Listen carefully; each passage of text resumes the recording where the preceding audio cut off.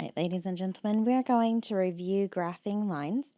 Remember, we have three types of lines: horizontal lines that have a constant rate of change, vertical lines that are so super steep we can't measure the slope, so we call it undefined, and then oblique or slanted lines where we are either increasing or decreasing.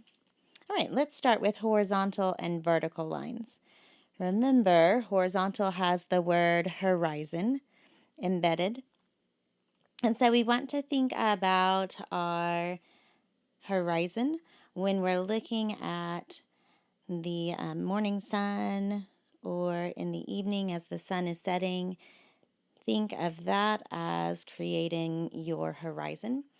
And so our horizontal lines are constant rate of change and steady from left to right.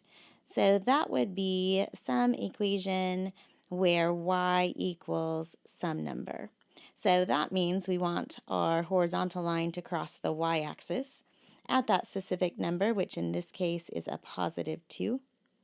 So a horizontal line moving from left to right, crossing the y-axis at 2.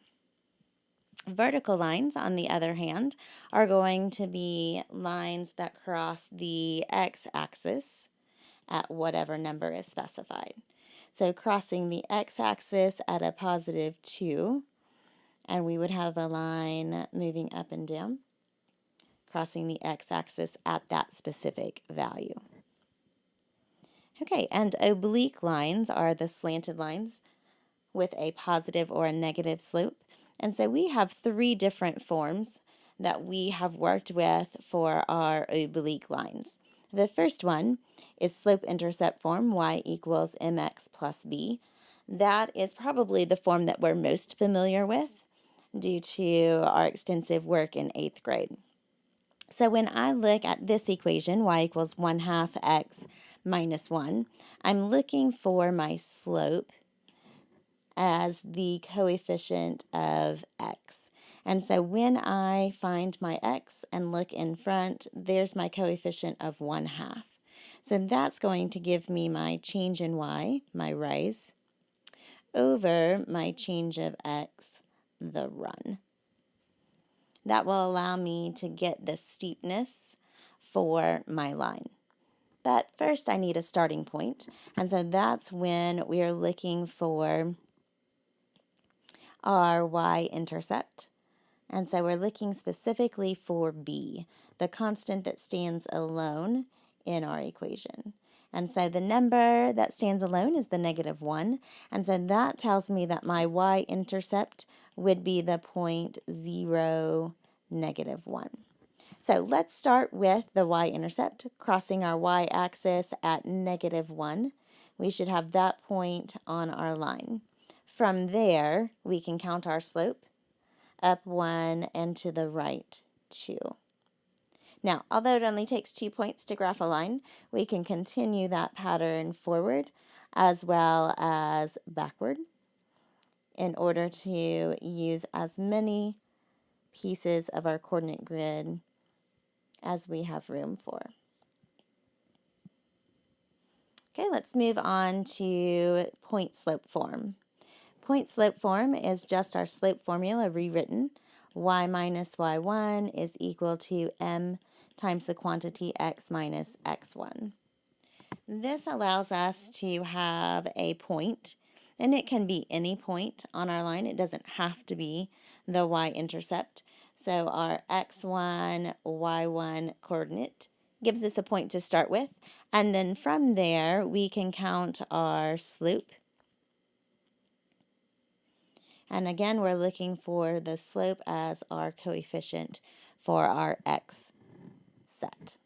So looking in front of the x parenthesis set, we see a negative, which we know means that we have an invisible 1 hiding from us. So our slope is going to be -1.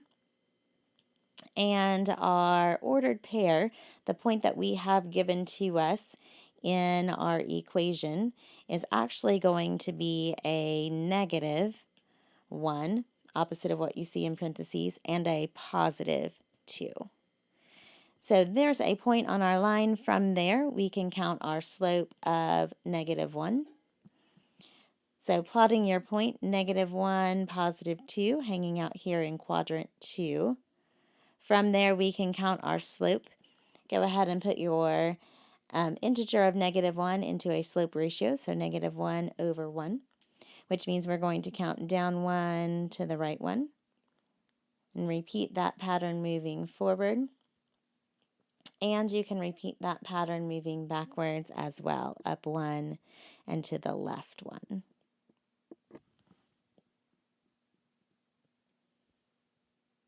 And that gives us a line that's decreasing, therefore it's oblique. As we see, moving from left to right, it's falling downhill. Okay, and the last form that we have worked with is standard form.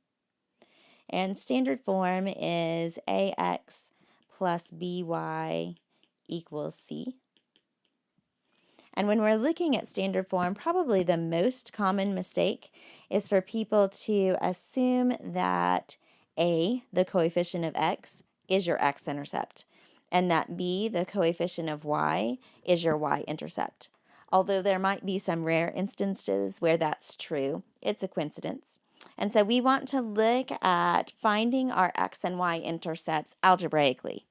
So if I look at 2x minus 3y equals 6, I notice that my coefficient for x and my coefficient for y are both factors of my constant 6, because 2 times 3 equals 6. And so that means I'm going to have an easy time finding my x and y intercepts without any decimals or fractions. Not that we can't have decimals or fractions, but it's easier to plot if we don't.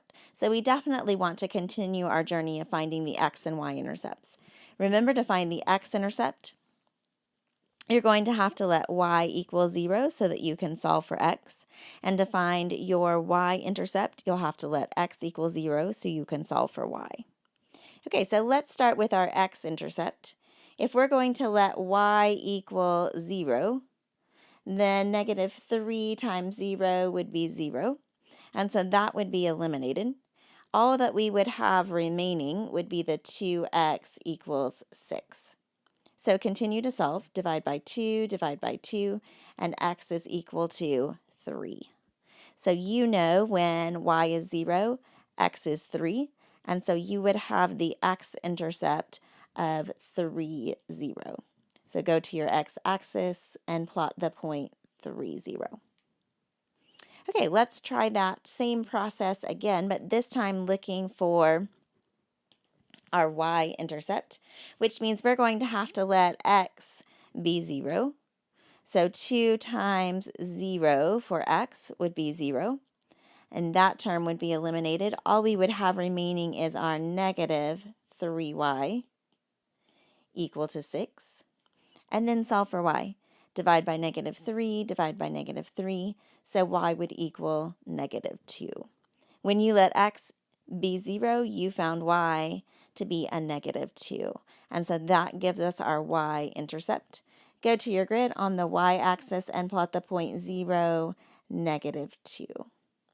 Again, 2 points is enough for us to be able to graph our line, but if you want to continue the pattern that you see, down 2 and to the left 3, down 2 and to the left 3, you could plot a third point just for good measure. Never hurts to be an overachiever and make sure that we're being consistent with what we're finding.